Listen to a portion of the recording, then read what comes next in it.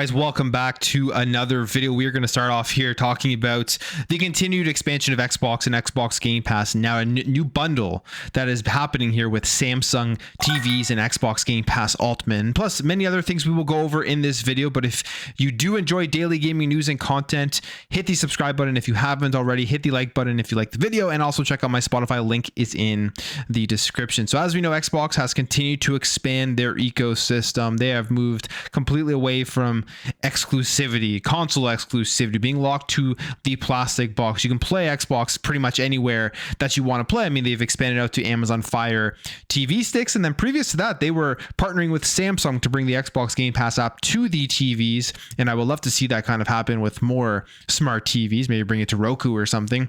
And now they're even selling Xbox Game Pass Ultimate with select TVs bundled into it. So this is a tweet here from Xbox UK saying, watch and play, enjoy the best of both worlds with Samsung and Xbox. Grab a new TV and receive 1 month trial of Game Pass Ultimate. Play Xbox games on your screen. Just add your Xbox controller. So they are really pushing forward Xbox Game Pass as a main feature to sell products, to sell Samsung products, to sell products that they do partner with. You see this across though as well, many other laptops, PCs, the handheld gaming devices. You get all of the Xbox Game Pass stuff bundled in there with some months of subscription that are given away. And you would assume that Xbox's goal here is to just basically entice people into the ecosystem, see what's available in Game Pass, and then want to stay subscribed for future months. It's going to be extremely interesting to watch how Xbox Game Pass does this when Call of Duty Black Ops 6 is on the horizon, how they're going to be marketing that, because they have a huge win in their hands right now for marketing. We've seen how Call of Duty has affected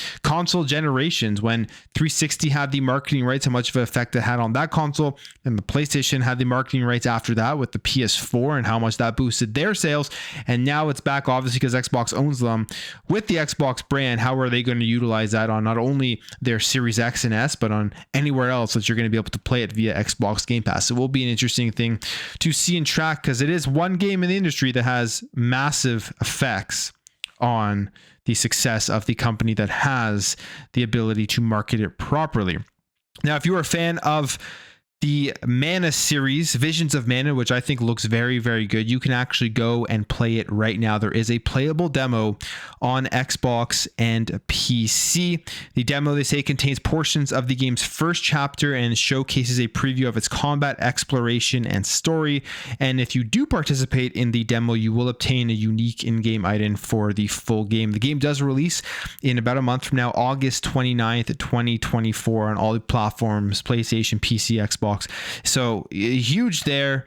And this is going to be one that will be as well interesting to track to see how it does on an Xbox. It just shows some more expansion out here with Xbox and Square Enix and their relationship going forward. We all remember when Phil Spencer came on stage and was able to announce a Final Fantasy 14 was coming over. That was kind of the beginning. And then we've heard about Square Enix and their financial reports and them moving away from console exclusivity with the, you could say, disappointment. I wouldn't say fully a failure, but the disappointment in Square Enix's eyes of Final Fantasy 7 and Final Fantasy 16, and how they didn't meet their expectations. You would think going forward, as they've said, putting their games everywhere is one way to offset that. You're going to get more sales, and the bags just probably aren't big enough at this point to offset keeping games locked to a console. The amount of money that PlayStation is willing to pay probably just isn't there, especially with the increase in the overall development costs of these games. So Visions of Mana demo is available right now if you want to check it out before the official release on August 29th. Now, yesterday we talked about the Xbox 360 store being officially closed. A sad moment for a lot of people out there who were around during that generation and just were able to experience the greatness of the Xbox 360 generation. It was phenomenal. The game releases, just the era, the real beginning, although it was already on the OG Xbox, but the real beginning of like online connectivity for most people, and just having that whole online experience with your gamer score and the party chats and the messaging, and a completely different era, not only in the gaming side. It just seemed like it was just more natural, or I don't know the word I'm trying to think of here. Maybe it just seemed better, I guess is the best way to put it. And there was less of these culture wars going on online, and you could just kind of have fun and not worry about everything that was happening. And GameStop here decided to dunk on the Xbox 360 closing and their marketplace closing, and there's some pretty funny comments here. So they put this tweet out here. They quote tweet Culture Crave, who says the Xbox 360 store has officially shut down, end of an era. And a GameStop quote tweets and replies, bet y'all wish you had bought physical copies now. And although they actually kind of have a point, because there are some games you're not going to be able to play anymore. It's pretty funny if you go down here into the responses. This person replies, good time for you to give folks good value for trade-ins. Drop the Funko and random merch to make space for more actual games. Not gouge the market and become a beloved industry name like Funko Land and EB used to be before you got a hold of them. This person says you get what it's worth. Can't bring an old game and expect $40 supply and demand. It's a business. This person says, been working at GameStop for a good amount of months now, and I guarantee you trades will never be that great for games consoles that aren't new or current gen. It's awful when I have to explain this to people in store. And it goes on and on and on. But people were responding here with this quote tweet from GameStop saying, laugh my ass off, GameStop shooting is shot. Always buy physical games or they could disappear. I wish the stock market bought physical copies of shares. All this stuff. And I mean, I have tons of physical Xbox 360 games, and I will continue to buy physical Xbox 360 games, especially ones that you can't play in backwards compatibility. And it would be great if GameStop started expanding out more to have a larger selection of retro games. I know in Canada, GameStop had gotten rid of all of their 360 games maybe a couple of years ago, and they were just having a very low price sellout of everything that they had within stock. If you walk into a GameStop now in Canada, you can't see 360 games on the shelves anymore. I believe the oldest they go back to here is back to the Xbox One, but then they're also selling like retro stuff online. So it's a very big mashup of what they are trying to do here. But if GameStop was smart, they would look at what is going on in the industry. They would look at these stores closing, and they would try to have some inventory of older titles at all of their stores going back generations. And I think with how big retro gaming is, how expensive some of these games have started to become, maybe you see kind of a rejuvenation from them with bringing back older games and used games and selling those. So we'll see. I don't think that at least where I live, they're not going to be doing it, but maybe in other places they will. So that was just kind of a funny tweet there. Now, Humble Games, we talked about this last week, and Humble Games, we know all their staff got laid off. Then they came out and said it was a restructuring of the company and that Humble Games will still be around making games.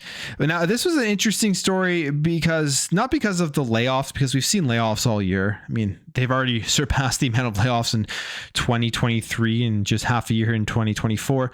But I found it interesting because this is a company that is under IGN and under Ziff Davis. And that is a company that, I mean, they've written tons of articles nonstop bashing every developer, bashing every company out there with layoffs and just in various things within the industry. But now one of the studios they own lays off their whole staff, comes out and says there's nothing wrong here, we're just restructuring, and you don't really hear too much about it. And to me, it's pointing towards how the industry in terms of journalism is completely changing. Like, people don't want to go to IGN anymore. People don't want to go to Kotaku. They don't want to go to any of these major gaming websites to get their information. They would much rather see smaller creators, smaller independent people talk about the news out there, even if it is referencing those websites. They would much rather visit people that they think they can trust more so than these major gaming conglomerates. And now we're seeing some more information here about just how Humble Games and the restructuring has actually hurt the developers and their games that they've been working on.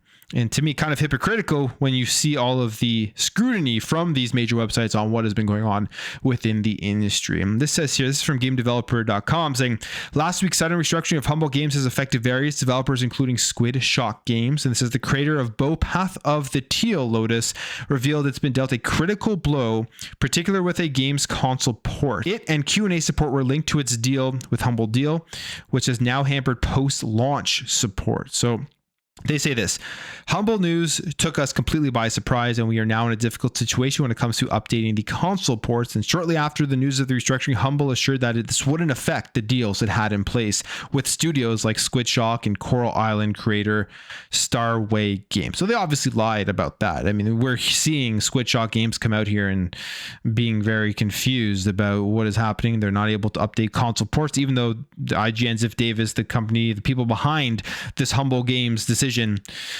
said that there would be no effect. They also say here that the latter put out a statement last week affirming too that it was in a rough spot from the restructure. It has no idea how it will push a console hotfix since it only has backend permission for Coral's Steam version, and suggested Nintendo Switch backers get a key change for Steam.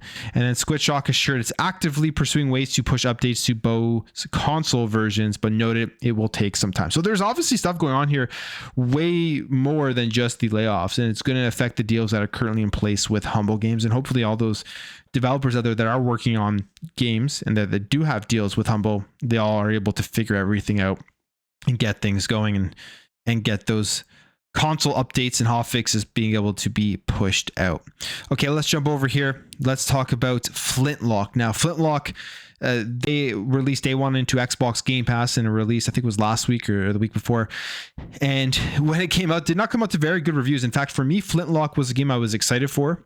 And I generally don't care about reviews, and I'll generally just play a game if I want to play it, even if the reviews are bad. But right now, with how big my back catalog is, Flintlock, with what I was seeing and hearing about it, wasn't going to move its way up the list.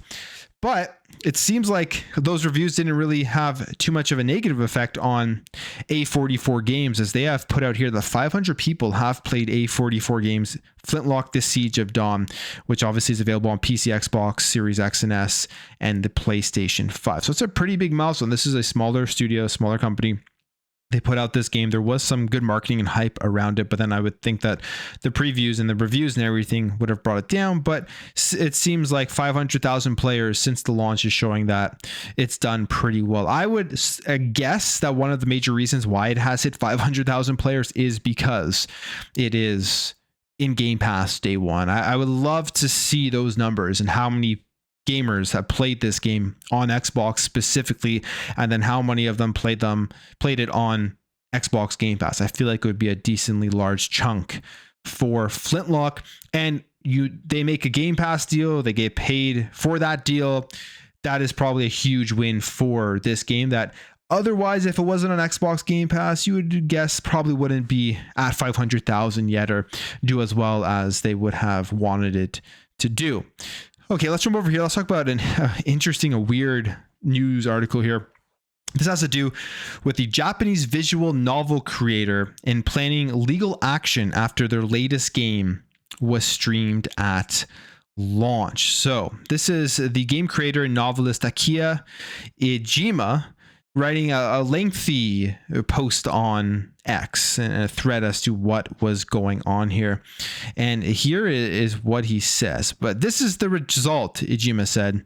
Someone made a live stream of our newly released novel-style adventure game, playing it for several hours from the day of release through to several different endings. The streaming of the visual novel, they say, has been subject to debate because of the linear nature. And I guess they don't want to give out the story. They don't want to give it away because the linear novel game, if you watch somebody play it and you can see all the endings and you can see all the outcomes, you probably don't need to play it yourself because you know exactly what is going to happen. That takes away from just the fun of the game itself. And he goes on here to say that spoilers can be fatal for the success of the game because of the narrative is the entire point of it. And visual novels in Japan often come with requests to delay streaming until the game has been out for some time. And the Steam page for Apathy Murder Club has a message informing players that live streams and YouTube gameplay videos are allowed after August 3rd. So somebody already went out and streamed the entire game before August 3rd. And because of that, he is going on here to sue these people, sue the person who did go out and stream them. They say, we will take this matter to court so that other creators don't get caught in this situation. I don't think it would be in the best interest of the gaming industry to forgive the people in question who have run away without even offering a single apology. And they say, unfortunately, in recent years, the global mindset of not following the rules has spread to Japan, and it is unfortunate that more and more people have no qualms about infringing on others. Such people do not show any remorse, and we will continue to prey on other vulnerable people. I think most of them are the kind of people who would rather make excuses than apologize. I'll give those who look down on the world bitter candy to lick. So this is going to be interesting to see what happens, what comes out of this, if they are able to actually win this legal action that they are going to be taking against the stream. Now, I wonder if they will be able to win this and what would happen. And what do you guys think? Like, do they have a case here? Obviously it says don't stream it before August 3rd, but if there was no legally binding thing they had to sign for that, maybe they did, then I'm not sure how much of a case that they actually will have here, but we will see what happens with this lawsuit and how it affects going forward streaming these linear novel games before the dates that are requested. All right, so quick news here about Stormgate early access. It has been announced, and if you don't know about Stormgate, this is going to be one that people who are fans of StarCraft are very excited about. I mean, I was a fan of StarCraft, so this is one that I will keep my eyes on. It will be coming for free in early access on August 13th on PC via Steam. So if you do want to play it, and like I said, this is from former developers at Blizzard. You have Tim Morton and Tim Campbell. Morton previously worked on StarCraft 2 as the production lead, and Campbell was the campaign lead designer of Warcraft 3, The Frozen Throne. So pretty cool stuff there. I can't wait to see how this game does hold up. Like, if people are obviously going to be comparing this to games like StarCraft and Warcraft. So we'll see if it's as good as those games were, and you can check it out for yourself very, very soon, as I said, on August 13th. And this is kind of what it comes with. So the early access release, you get a bunch of stuff here: 3 factions, 1v1 with 7 maps, GM leaderboard, 3-player co-op with 6 maps, 5 heroes for 3-player co-op, 6 campaign missions, and tier 3 units. And then later in 2024, and then even further on 2025, they're adding more things to the actual roadmap of what you will be getting with this release of Stormgate. So pretty cool stuff there. If you do want to check it out, go download it on Steam. Now we have some more information about Operation Fleetcom for Halo Infinite. Halo Infinite, as I always talk about, it has been very good for a long time, but here's what's being added for Operation Fleetcom: a VIP mode, a Headhunter mode, Ghosts of Reach Haunted Helmet is going to be in the exchange for 75,000 Spartan points. Spartan points will be rewarded after every match, and there will be sandbox updates. So if you're still playing Halo Infinite, that is what's coming here with Operation Fleetcom. And then we have 2 things here to end it off. This one here, an update from yesterday's news about the Xbox Ones essentially being dead, the old VCR Xbox Ones that weren't able to update.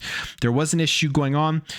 The Digital Foundry had reached out to Xbox, and Xbox has now responded here. Jason Ronald specifically responds that this was just a glitch. This wasn't something that they were trying to kill off the Xbox One with. He responds to this saying, for players who are having issues updating their Xbox One console still running an OS build from November 2018 or earlier, this has been resolved. Thanks to the team at Digital Foundry for notifying us about this issue. Game on. And this kind of tells me a couple of things. One, obviously it was not intentional, and 2, not many people are playing their old VCR Xbox Ones. It's a very, very small amount of people that it took Digital Foundry here to figure this one out. There's probably not many people who haven't updated their OS from November 2018 and are just deciding now to turn on their old VCR Xbox Ones and fix it. But definitely good that they have fixed the issue for the people out there that are doing that. And finally, Star Wars Outlaws has had previews, mostly positive previews from what I have been seeing. Obviously, there are going to be some issues that people point out, which is kind of the point of these previews, but the game looks really good. I mean, I'm not gonna lie, this game looks very exciting to me as someone who likes Star Wars, who likes Ubisoft open worlds, which seems like a very minority amount of people these days, or people just latch on to complaining about everything that Ubisoft puts out in the open world. I don't know if that's just trendy or not, but I enjoy them. And this game seems like it's no different. I do think Massive is a very good studio at Ubisoft, so excited about that as well. But here is the preview, just a quick list as to what people are saying, kind of summed up here from Kemi on X. Its open world feels more organic than other Ubisoft games. Great to hear, I'm sure, for a lot of people. Locations and special events will occur randomly, similar to RDR2. Red Dead Redemption 2 is being compared to in that sense, which is always a positive. Faction reputation system is a big part of the game. Siding with a faction can give access to new areas and settlements, discounts with vendors, exclusive jobs, and cosmetics. They say they nailed the Star Wars look and feel. Kay Vess, who is the main character there, seems to be a good protagonist, a scoundrel like Han Solo. There's going to be stealth in the game. There's a hacking minigame, the blaster combat with different abilities, and firing modes. You use Nyx, your lovable companion, to distract enemies, scan the area, and much more. They say the best part of the game is getting lost in the Star Wars open world, and space combat feels a bit lackluster, but isn't a huge part of the game, and gunplay and combat feels sluggish and fairly simple. So there you have it. It sounds overall good. I wonder if those negative points will be expanded upon further as you play through the game and are able to upgrade more. That will be a big question for me, but this comes out at the end of the month, at the end of August, so I'm excited to play it. I will be playing Star Wars Outlaws. So I'll end the video there, guys. If you did enjoy this video, make sure to hit that thumbs up. If you're new here, hit that subscribe, and I'll catch you guys in the next video.